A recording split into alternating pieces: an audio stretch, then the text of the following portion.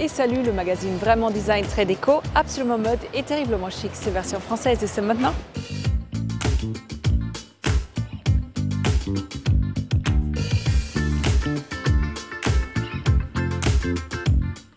Sous les feux de la rampe, aujourd'hui le travail de ferronnerie de la maison Puena, découverte d'un savoir-faire ancestral. Christophe Pillet jongle entre 1000 projets différents. Ce designer que rien n'arrête nous raconte tout son parcours. Marre des klaxons parisiens, venez découvrir 3 adresses pour vous relaxer dans le plus grand des calmes, c'est Paris silencieux. Au revoir culotte de grand-mère, bonjour jolie lingerie. Des dessous noirs et chics, ce sont les créations de Paloma Kasi. Tout ce qui est arty, cozy, Frenchy en version 100% française, c'est tout vu, c'est point de vue.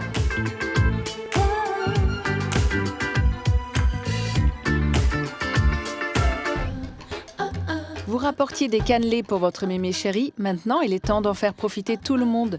On s'inscrit sur le site, on regarde ce que chacun propose et on chope les spécialités régionales. Du frais dans l'assiette qui permet de découvrir petits producteurs et délices des 4 coins de France, c'est Péli Gourmet. Le maillet braisé n'est pas un plat au feu de bois, mais bel et bien un ancien navire de la Marine nationale amarré dans le port de Nantes. Ce véritable musée flottant, classé monument historique, vous fera découvrir la vie de marin. Équipement, armement et us et coutumes du matelot, de quoi se prendre pour le capitaine Haddock mille sabords. Surprise et gourmandise, c'est le dernier né de Pierre Hermé. Ce livre pop-up présente 16 recettes du chef et ça donne l'eau à la bouche. Ispan, macarons ou Mont Blanc, à chaque page un nouveau gâteau, véritable délice d'origami. Il ne reste plus qu'à refaire la même chose dans notre cuisine, une autre paire de manches. Dans la famille des créations monoproduits, je voudrais le coq toqué. Ici, vous trouverez de quoi étancher votre soif. Exit jus d'orange et de banane. Ici, la pomme est reine. Pomme basilic, pomme violette, pomme cerise, pomme fraise et bien d'autres se retrouvent au pressoir pour une alchimie parfaite. Le tout made in Normandie.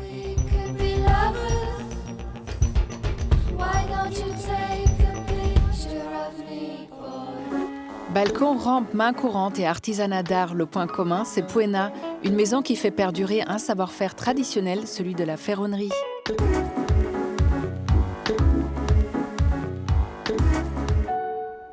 Ils font des rampes, des balcons, des luminaires, des meubles, des portes, des miroirs. Le métal, ils le chauffent, ils le tapent, ils le plient, ils le soudent, ils le polissent, ils le patinent, ils le dorent. Oui, bienvenue dans l'univers bouillonnant de la ferronnerie, dont la maison Puena est l'une des plus prestigieuses représentantes. Créée en 1880, elle s'est construite de génération en génération, avant de connaître des difficultés financières. Elle est rachetée en 1995 par Jacques Rayet, qui a su lui donner un nouveau souffle, tout en préservant son esprit. La pâte Puena, c'est un peu un style d'élégance qui a été initié par Henri Puena dans les années 60-70. Mais la ferronnerie, concrètement, qu'est-ce que c'est ? Le savoir-faire de la ferronnerie, c'est d'abord le travail du métal à chaud, mais à froid aussi. Donc pour faire des ferronneries, genre des rampes ou des portails de grande dimension, on emploie des fers de section très importantes et pour les former, on chauffe le métal sur une forge avec du charbon de bois. Et l'autre facette, c'est de travailler le métal à froid, c'est ce qu'on appelle un peu le repoussage manuel, où on peut faire des textures, on peut faire des feuilles, on peut faire des décors. C'est dans l'usine située à Moulins-sur-Allier qu'une vingtaine de personnes travaillent sur les différentes étapes de fabrication. Visite guidée d'une fourmilière en ébullition qui réunit plein de métiers. Donc ici, on se trouve dans la zone forge. Ici, on stocke tous les profils dans toutes les matières, acier, inox, aluminium, cuivre et laiton. On se trouve dans la zone d'assemblage. Ici, nous avons une préparation d'un lustre qu'on appelle libellule, dont vous voyez le plan là-bas. Les pales, après avoir été brossées, vont être pliées et assemblées. Ici, on est en train de préparer un piétement très lourd en acier qui va être après patiné. Et l'arche va être posée sur son socle. Ce piétement est très lourd parce que dessus, il va y avoir un marbre très important et lourd. Ici, on est en train de fabriquer une main courante sculptée sur un rond en laiton.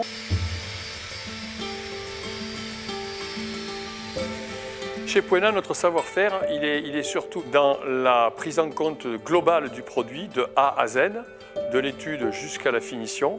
Et l'un des points forts de Puena, ce sont les finitions. Après avoir été fabriquées, les pièces sont assemblées une première fois à l'état brut pour vérifier que tout correspond au cahier des charges. Puis, c'est l'étape des finitions, comme la dorure, la laque, le vernis, le polymiroir ou la patine. On patine le métal en le baignant dans l'acide afin d'obtenir un aspect vieilli et une certaine couleur, en fonction du matériau et du temps qu'on le laisse tremper. Une fois que les différents éléments d'un produit sont finis, on l'assemble, puis il reste quelques étapes selon les objets. Puena sait aussi s'associer à d'autres savoir-faire et matières. Si c'est un luminaire, on fait le câblage électrique. Si c'est un meuble, on peut l'accessoriser avec du bois ou de la pierre, ça dépend du produit. Et tout en conservant ses activités de commande pour le sur-mesure et l'agencement des bâtiments, la marque a décidé d'évoluer. En général, les ferronniers ne sont pas éditeurs. Notre spécificité, ça a été de se lancer dans l'édition. Depuis 2003, il s'associe avec des designers et architectes d'intérieur pour lancer des collections, à l'instar de Sybille de Margerie qui a réalisé avec Puena plusieurs créations, comme la table Fusion. J'aimais bien cette idée d'avoir un peu une table sculpture qui vit par elle-même. On a créé ces pieds qui traversent en fait la table et qui créent un espèce de chemin de table naturel qui permet bien sûr non seulement d'être joli parce qu'en fait c'est comme une sculpture, mais en même temps fonctionnel, c'est-à-dire on peut y poser des plats, on peut y poser des bougies, des fleurs. J'aime beaucoup le travail du métal et c'est vrai qu'on a cette faculté avec Puena de travailler des finitions particulières et dans ces finitions même d'avoir des couleurs particulières.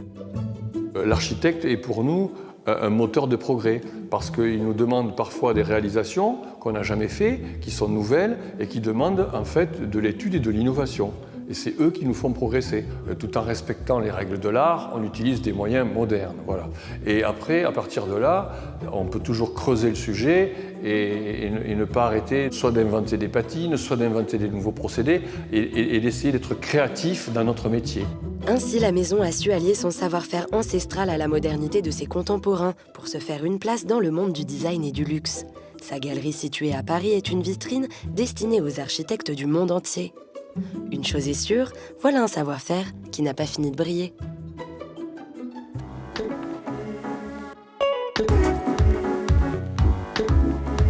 Christophe Pillet n'a pas peur de nouveaux projets et cumule les challenges, épurés, graphiques ou encore colorés, plongeant au cœur des créations du designer.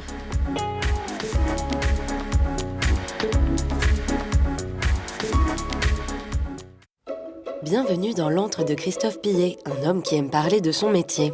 On raconte des histoires, bon, il y a une narration, une belle syntaxe, pas d'erreur, qu'il n'y ait pas toute d'orthographe. Et ça ne veut pas dire qu'on dit toujours la même phrase. Détrompez-vous, Christophe Pillet n'est pas écrivain, mais bien designer et architecte d'intérieur. Et pas n'importe lequel. C'est l'un des designers français les plus incontournables en France et à l'étranger. Sollicité par les plus grandes marques comme Lacoste ou Vuarnet, certaines de ses pièces font partie des collections du Centre Pompidou, des Arts Déco ou du Cooper Hewitt Museum de New York. Mais son analogie avec l'écrivain n'est pas anodine. Pour Christophe, son travail est un vrai travail d'écriture. Chaque objet, chaque réalisation raconte une histoire. Le sujet, il est bien sur qu'est-ce qu'il exprime, mon objet, comment il va interpeller des gens. Et donc, c'est un travail d'écriture. Je vais utiliser un vocabulaire qui sont les formes, les matériaux, les couleurs, etc. Et ça tombe bien, Christophe a beaucoup de choses à dire. Bavard. Depuis son diplôme à l'École nationale supérieure d'art de Nice et ses expériences auprès de la Domus Academy ou de Philippe Stark, Christophe a réalisé beaucoup de projets différents. Chaises emblématiques, hôtels de luxe, ballons, vases ou mobilier en tout genre. Comme un écrivain pourrait passer d'un roman à un courrier ou d'un poème à un essai, Christophe mène tous ses projets de front. Alors là, je dessine plusieurs choses en même temps. Là, c'est des chaises de jardin. Là. Et là, c'est un appartement et à côté, c'est un détail d'escalier. C'est vrai que ça peut sembler étonnant pour des gens. Moi, c'est pas étonnant pour moi. Quand j'ai plus d'idées là, pour pas perdre mon temps, je me mets là. Et voilà, après cette gymnastique-là, c'est aussi excitant. Si ce métier, c'était dessiner toute la journée des chaises empilables, je crois que je ferais autre chose, quoi. De la grande liberté d'expression qu'il a pour un hôtel à la surface plus réduite avec laquelle il compose pour une paire de lunettes, le designer multiplie les défis et varie les plaisirs. Mais derrière cette grande variété de projets, il garde néanmoins une vraie unité de style. J'aime m'exprimer par la simplicité plutôt que par l'ornementation. J'aime plutôt ce que j'appelle travailler par soustraction. Premier jet d'une esquisse, elle est malhabile. Et qu'en général, c'est en nettoyant, en retirant des choses plutôt qu'en rajoutant des choses que j'aime travailler. Au départ de ses réalisations, Christophe pense beaucoup. Puis il se saisit d'un stylo et dessine ses premières esquisses. Avec ses collaborateurs, ensuite, il tâche de rendre cela plus lisible pour le client. Depuis 1993, il a sa propre agence dans le 10e arrondissement de Paris. Moi, le plateau, il me va comme ça, il est bien. C'est juste la forme du pied que je trouve trop cylindrique. Il fait un peu mastoc. Parmi tous les projets du moment, Christophe se frotte notamment à un défi inédit, celui de dessiner un vitrail. Oui, Christophe Pillet n'a jamais peur de se lancer dans de nouvelles aventures. Son principe de travail, c'est aussi une curiosité à toute épreuve et un regard ingénu sur les choses. Je crois aux vertus de la candeur, aux vertus de la naïveté dans le travail qu'on fait. On me dit toujours, mais ça fait 20 fois qu'on me dit que c'est pas possible de travailler avec si peu de plastique. Je continuerai quand même, parce que je sais que c'est en poussant aussi les techniciens qu'on va arriver à faire des progrès. Ainsi s'inspire-t-il par exemple de formes ou de techniques utilisées dans l'automobile, comme c'est le cas pour son fauteuil Wise Chair. C'est aussi ça la modernité Christophe Pillet. Je voulais une chaise qui soit souple, en mousse, mais je voulais pas qu'on mette de la toile dessus et qu'on passe des heures à coudre avec des... Je voulais que ça soit mou et fini. Et ça existe dans l'automobile, ça n'existait pas dans le mobilier. Et ben on a fait ça avec ce qu'on a trouvé dans l'automobile et ça marchait très bien. Dans notre métier, les disciplines, elles sont très cloisonnées. Mais dans énormément de cas de figure, on a des problèmes techniques à résoudre dans un domaine et on va le chercher dans ce domaine, alors qu'il a déjà été résolu 25 fois dans 25 autres domaines. Aujourd'hui, il a rendez-vous avec l'équipe de la marque de lunettes Vuarnet. Cette fois-ci encore, c'est son approche de designer et son regard à la fois professionnel et sans préjugés qui est recherché. Je pense qu'il apporte un regard entre guillemets pur, c'est-à-dire pas pollué par les contraintes auxquelles nous on se heurte. Les contraintes, elles peuvent être financières, elles peuvent être commerciales. Et la simplicité reste encore et toujours son maître mot. Moi, je vais dans un truc où si c'est pas nécessaire, on le met pas, quoi. Je dis simplement, essayons de faire un truc bien plutôt que d'accumuler 25 trucs. À la fin, tu vas te dire, toi, t'as le cerclage comme ça, t'as l'autre qui passe devant. Après, il s'arrête là. Là, tu vas avoir le fil en nylon. T'es le premier à le dire, hein, faisons pas des trucs compliqués, voilà. Complètement d'accord.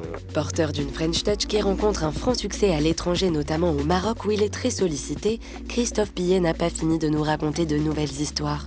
On a hâte de les porter, de s'asseoir dedans ou d'y passer la nuit.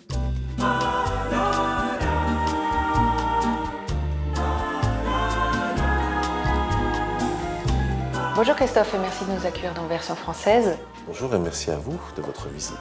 Le design, ça n'a pas toujours été une vocation. En fait, votre famille, j'imagine qu'elle avait marre de vous entendre jouer de la musique dans les caves de Saint-Raphaël. Est-ce qu'il y a un regret? Il n'y a pas de regret à être designer, c'est un métier que j'aime beaucoup. Par contre, il y a une espèce de chose fossile qui est que la musique que je voulais faire à l'époque me manque toujours un peu. Et puis, je me sens un peu touriste dans ce monde du design, même si ça fait 30 ans que je pratique. Je fais ça comme un promeneur, en essayant de rencontrer le plus de gens possible, en essayant d'éviter les autoroutes et en faisant ça, en flânant. Du coup, vous êtes parti à Milan parce que vous avez vu un article sur le groupe Memphis, qui était un peu le rockstar du design à l'époque. Et vous avez travaillé avec eux, vous êtes inspiré d'eux. Memphis, à cette époque-là, c'était une révolution dans le design qui, pour moi, était un métier ennuyeux et qui est devenu d'un seul coup un métier rock'n'roll, glamoureux. On pouvait même séduire des filles en étant designer à l'époque. Voilà, c'était un gros important. C'était important. J'allais dire, il y a eu le même enthousiasme pour moi en voyant Memphis faire des meubles que de la révolution punk. Voilà, c'était quelque chose qui ça a bouleversé les règles, les modèles. D'un seul coup, il était possible de faire de la musique sans savoir jouer, il était possible de faire le malin sans être beau, etc. Enfin, il y avait cette idée-là que d'un seul coup, les modèles étaient bouleversés. J'ai voulu rencontrer ces gens-là, voilà, et comment les choses ont commencé. Vous n'aimez pas qu'on parle de votre style, en tout cas pas encore, vous êtes trop jeune pour ça. Mais si on peut parler d'élégance, de simplicité, de pureté de ligne, ça oui. Le style, je m'en fiche un petit peu parce que moi, je m'amuse à faire des choses et le contraire des choses. Après, si, quand j'aurai 80 ans et que j'aurai tout fait, émane quelque chose de commun dans tout ça, il y a un style, tant mieux. Aujourd'hui, j'aime avoir des principes qui sont des principes de plaisir personnel ou des principes de conduite personnelle. Alors, est-ce que ça fait un style? L'élégance en est une. Je suis vieux jeu, j'aime les choses bien faites, bien dessinées, voilà. Et que l'idée du beau dans ce qu'on fait, dans ce que je fais, est une idée qui compte. Christophe, avant le design, c'était nécessaire, c'était pour avoir des objets qui fonctionnaient, qui étaient utiles. Aujourd'hui, tout fonctionne, tout le monde a pratiquement tout. Comment vous accompagnez ce mouvement? En fait, aujourd'hui, quand on achète un objet, c'est pas parce qu'on en a besoin, c'est parce qu'on on est séduit par ces objets, on a une envie.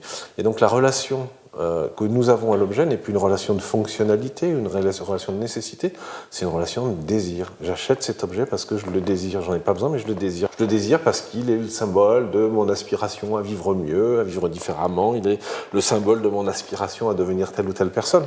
Voilà notre consommation de l'objet. Et donc le designer doit s'adapter à ça. Donc un designer est quelqu'un qui raconte des histoires en utilisant comme média, comme médium, des objets préexistants, une chaise, un canapé, un tapis, une petite cuillère. Quand vous avez des commandes, c'est une contrainte pour vous ou ça vous stimule dans votre créativité?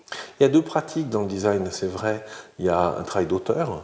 Voilà, si je suis tout seul et que je dessine quelque chose, je le dessine pour moi. Et donc le seul reflet que peut avoir cet objet, c'est simplement ma vision, mes délires ou mon envie ou ma logique.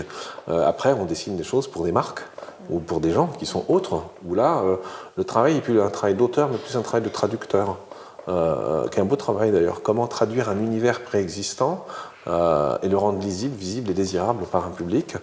C'est donc très contraignant, mais cette contrainte-là, moi, je la trouve très très stimulante. Dans ce métier de design, je trouve que ce qui est excitant, c'est surtout les contraintes, et plus que les libertés. Alors les libertés sont nécessaires, elles sont plaisantes, mais le jeu, l'excitation, c'est se dire d'être tous les matins confronté à un truc en se disant mais pourquoi il m'a demandé ça, je suis incapable de le faire, et se dire je vais quand même trouver les biais pour proposer quelque chose.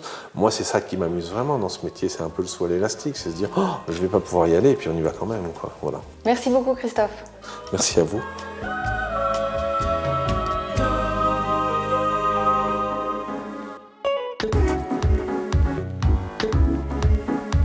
Les adresses insolites et branchées sont en repérage et aujourd'hui découverte d'une capitale silencieuse à travers 3 lieux. Chut alors!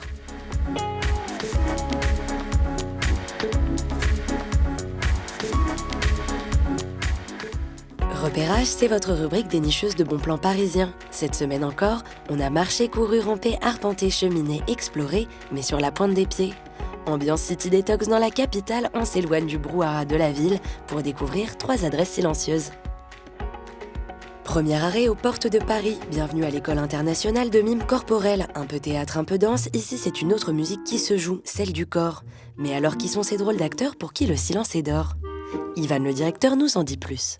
Il n'y a pas de limite d'âge, donc on peut avoir des personnes qui vont de 18 ans à 40 ans passés. Ils viennent du monde entier. Les Français ne sont pas majoritaires dans l'école. Il y a des gens qui viennent des pays du Nord, comme de l'Amérique latine, comme du Japon. Les origines du mime remontent au 5e siècle avant Jésus-Christ et puisent ses sources en Grèce. À partir du 19e siècle, il devient une part importante de l'imagerie populaire parisienne, notamment avec Marcel Marceau, figure de proue du mouvement. Cependant, la discipline traverse les âges et se modernise.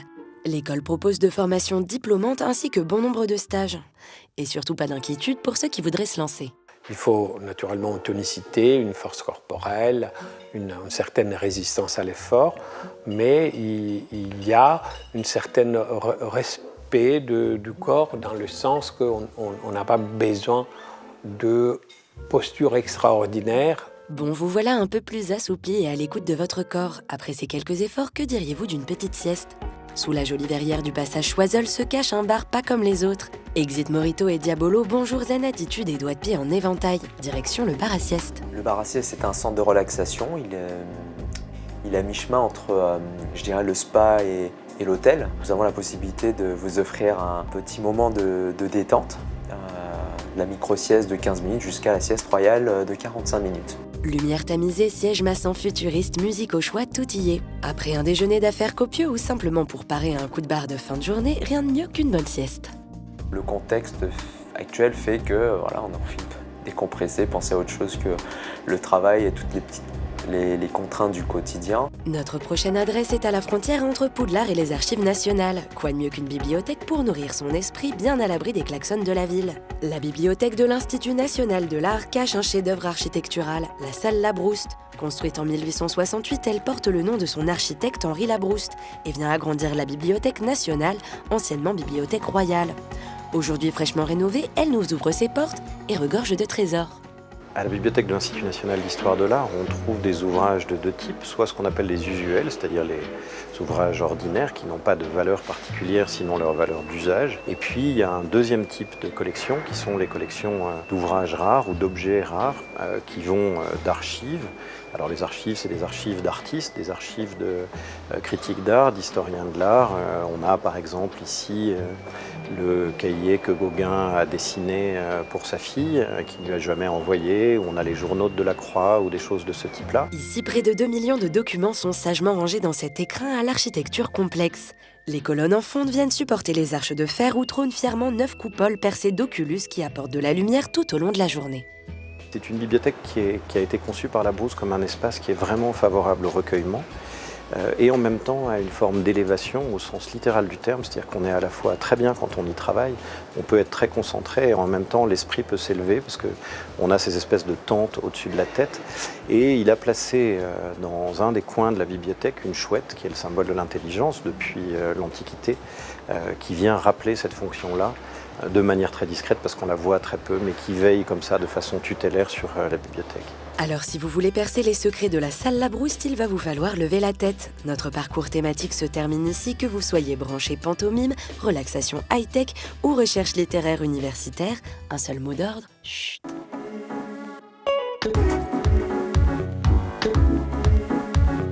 Les créations corsées de Paloma Kasi font des émules, soutien-gorge léger et culottes chic éclipsent les gaines amincissantes de Bridget Jones. Zoom sur les dessous de leur création.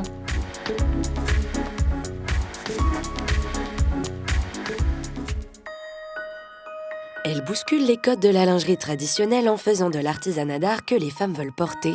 En mélangeant goût du luxe, raffinement et esprit rebelle, la jeune créatrice Paloma Kasi imprime sa marque de fabrique dans le monde de la lingerie. Basée en plein cœur de Paris, elle nous accueille pour nous livrer les dessous des dessous. Bienvenue dans son univers rock'n'roll chic. Alors ici, on est chez moi, une façon de dire. Ça englobe un petit peu tout l'univers. Donc ici, dans ce lieu, est dessiné, créé, gradé, fabriqué et monté la collection. Après avoir terminé major de sa promo en spécialisation lingerie et remporté le prix lingerie du Festival des jeunes créateurs de mode de Dinard, Paloma Kasi continue son ascension. Son style, un cocktail explosif entre éloge des matières et des coupes inattendues. J'ai un univers assez rock'n'roll, dont toutes les créations sont développées en noir et en ivoire. Très graphique, assez épuré dans le style. Le message principal, c'est de montrer les matières, de les mettre en valeur, et puis surtout mettre en valeur la femme à travers les matières. On travaille qu'avec des tissus spécifiques, la dentelle de Calais évidemment, la soie de Lyon, les broderies françaises. Il faut qu'on sache d'où vient chaque élément, où c'est fabriqué. Et je pense qu'on a manqué beaucoup de transparence dans le luxe et puis dans la mode en général. Et que la cliente finale a besoin de savoir un peu plus ce qu'elle achète. Exigence et précision sont les mots d'ordre pour la designer, car la lingerie c'est avant tout technique. Il faut que ça aille, il faut que ce soit confortable. Beaucoup de femmes disent la première chose que je fais quand je rentre chez moi, c'est que j'enlève mon soutien-gorge. Ça veut dire qu'il y a un problème, soit la taille n'est pas bonne, soit il y a un défaut quelque part. Donc on essaye de faire le maximum de la lingerie qui ne se sent pas, qui est vraiment, c'est une seconde peau. Je pense que c'est très important de pouvoir plaire à toutes les femmes. C'est surtout de s'adapter à toutes les femmes, qu'elles soient leur taille, leur morphologie et leur goût. C'est à la mode aujourd'hui de s'adapter à la cliente et plus à la cliente de s'adapter à la mode. Quelle bonne nouvelle pour le bien-être des femmes, la relève est arrivée. Et pour corser le tout, Paloma réinvente sans cesse ses gammes. Texture, brillance, élasticité, aucun détail n'est laissé au hasard. Ici, on sélectionne les matières pour notre nouvelle collection. Pour l'instant, on travaille sur l'été 2018. Donc, je commence par sélectionner les matières qui m'inspirent chez les fournisseurs que j'ai repérés au salon avant. Et puis, une fois que j'ai un petit peu l'idée sur quoi je vais partir, on part sur le dessin en tant que tel.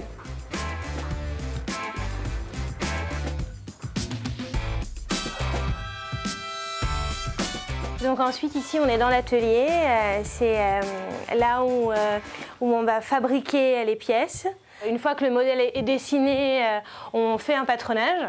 En fait le patronage c'est la version papier de ce qu'on va fabriquer. Et puis une fois que le patronage est fait, on trouve son placement sur la dentelle. Donc c'est simple, par exemple il y a un milieu motif qu'on va placer au milieu. Et ensuite, une fois que c'est épinglé, on le coupe. Et donc une fois qu'on a le patron, on passe à la machine. Au final, on obtient ce modèle. Ici, dans l'atelier, sort environ 500 pièces par collection, c'est-à-dire tous les 6 mois. Un travail d'orfèvre. Alors, vous savez ce qu'il vous reste à faire? Faites-vous plaisir. Pour la lingerie, je pense que le plus important, c'est de s'éclater, comme dans la vie. Il faut oser, aller, on s'en fiche. C'est un soutien-gorge, on met un pull dessus, personne ne le sait. Il faut arrêter de sortir du beige, sortir du tous les jours. Tous les jours est un jour un peu exceptionnel et il mérite qu'on porte une lingerie exceptionnelle.